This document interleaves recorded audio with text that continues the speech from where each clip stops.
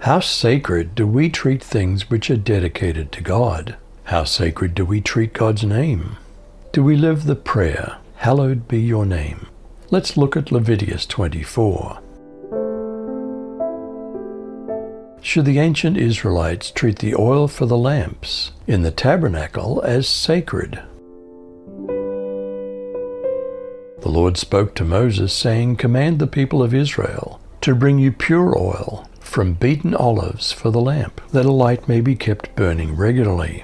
Outside the veil of the testimony in the tent of meeting, Aaron shall arrange it from evening to morning before the Lord regularly. It'll be a statute forever throughout your generations. He'll arrange the lamps on the lampstand of pure gold before the Lord regularly." Should the ancient Israelites treat the showbread in the tabernacle as sacred? Take fine flour and bake it into 12 loaves. Each loaf is to be made with 4 quarts. Arrange them in 2 rows, 6 to a row, on the pure gold table before the Lord.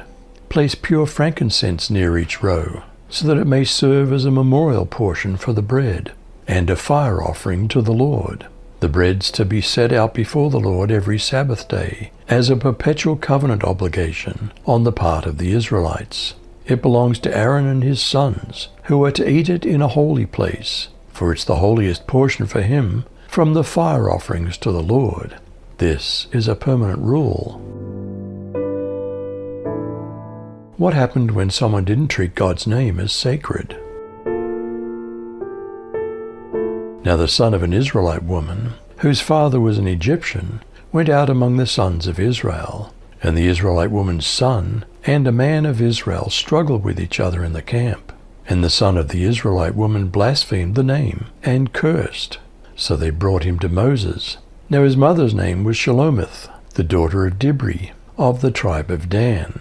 And they put him in custody, so that the command of Yahweh might be made clear to them. Should the ancient Israelites treat the name of the Lord as sacred? Then the Lord spoke to Moses, saying, "Bring the one who was cursed outside the camp, and have all who heard him lay their hands on his head. Then have all the congregation stone him.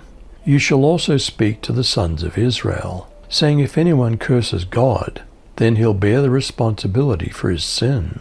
Moreover, the one who blasphemes the name of the Lord must be put to death. All the congregation shall certainly stone him. The stranger as well as the native, when he blasphemes the name, shall be put to death." How is compensation for an injury to another person to be measured?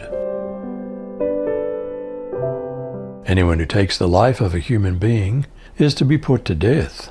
Anyone who takes the life of someone's animal must make restitution, life for life. Anyone who injures their neighbor is to be injured in the same manner. Fracture for fracture, eye for eye, tooth for tooth.